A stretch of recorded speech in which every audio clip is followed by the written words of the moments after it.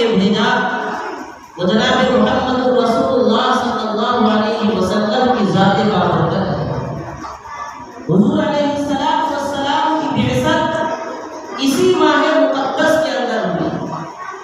یہ بات الگ ہے کہ آپ کی تاریخ پیدائش کے سلسلے میں علماء محدثین اور مورخین کے نزدیک کافی اختلاف پایا جاتا ہے۔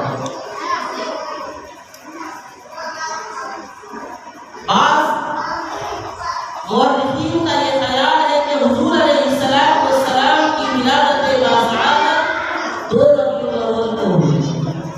بعض کا قول ہے 7 ربیع الاول، بعض نے 8 ربیع الاول کہا ہے، بعض نے 9 ربیع الاول کہا ہے، اور مشہور قول 12 ربیع الاول ہے۔ مشہور قول 12 ربیع الاول ہے۔ تو حضور علیہ السلام کی تاریخ ولادت کے سلسلے میں جب اختلاف ہو گیا تو یقین کے ساتھ نہیں کہہ سکتے ہیں کہ حضور علیہ السلام کی پیدائش کسی دن ہوئی، اور جب یقین کے ساتھ یہ نہیں کہہ سکتے ہیں کہ حضور کی پیدائش کسی تاریخ کو ہوئی ہے تو ظاہر سی بات ہے جشن منانا، چراغا کرنا، عید میلاد النبی منانا یہ کس کام ہے؟ آپ جانتے ہیں ہمارے ملک کے اندر اور دنیا کے اندر مختلف جگہوں پر 12 ربیع الاول کے دن حضور علیہ السلام سے اپنی عقیدت اور محبت کا اظہار کرنے کے لیے لوگ سڑکوں پر نکلتے ہیں، اپنے ہاتھ میں جھنڈا لیے ہوئے ہوتے ہیں اور طرح طرح کے نعرے لگاتے ہیں اور اپنی عشق اور محبت کا اظہار کرتے ہیں۔ حالانکہ ہمارے اس ملک کے اندر جو حضرات جلوس نکالتے ہیں ان کے جو سب سے بڑے عالم ہیں، اس کو امام محمد رضا خان کہا جاتا ہے، انہوں نے بھی حضور علیہ السلام کی تاریخ ولادت کے سلسلے میں یہ لکھا ہے کہ راز قوم کے مطابق حضور کی پیدائش 9 ربیع الاول کو ہوئی۔ 9 کے قوم کو انہوں نے راجح قرار دیا ہے۔ اس حساب سے اگر جلوس نکالتے ہی ہیں تو 9 کو نکالنا چاہیے نہ کہ 12 کو نکالنا چاہیے۔ بہرحال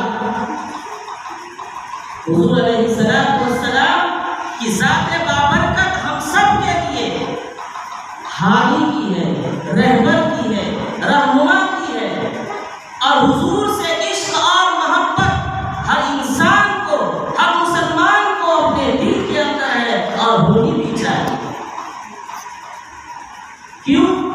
اس لیے کہ حضور علیہ السلام ہمارے سب سے بڑے محسن ہیں۔ اس دنیا کے اندر جتنا احسان اللہ رب العزت کے بعد ہمارے اوپر ہے وہ جناب محمد رسول اللہ صلی اللہ علیہ وسلم کی ہستی ہے۔ حضور علیہ السلام ہمارے اور آپ کے سب سے بڑے محسن ہیں۔ آپ سے بڑا احسان اس دنیا کے اندر نہ کوئی آیا اور نہ قیامت تک آئے گا۔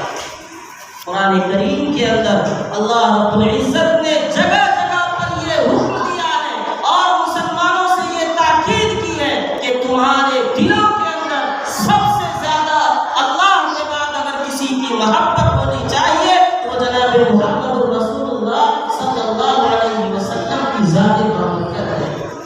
حضور علیہ السلام کی محبت کا مطالبہ کیا گیا ہے، آپ کی عظمت کا مطالبہ کیا گیا ہے۔ رسول اللہ صلی اللہ علیہ وسلم سے محبت کرنا، حضور علیہ السلام سے عقیدت رکھنا، یہ انسان کے لیے سب سے بڑی نیک بختی اور سعادت مندی کی بات ہے۔ جو شخص حضور علیہ السلام سے محبت کرتا ہے وہ قیامت کے دن حضور علیہ السلام کے سب سے زیادہ قریب ہوگا، اور جو اللہ کے رسول سے محبت کرتا ہے اس کا ایمان کامل ہو جاتا ہے۔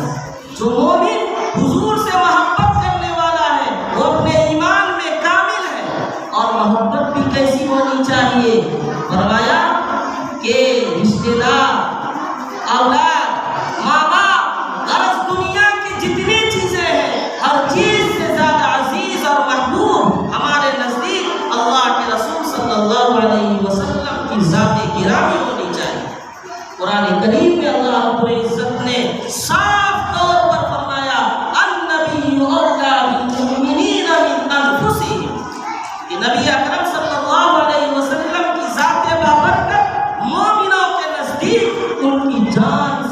زیادہ عزیز ہے اور محبوب ہے۔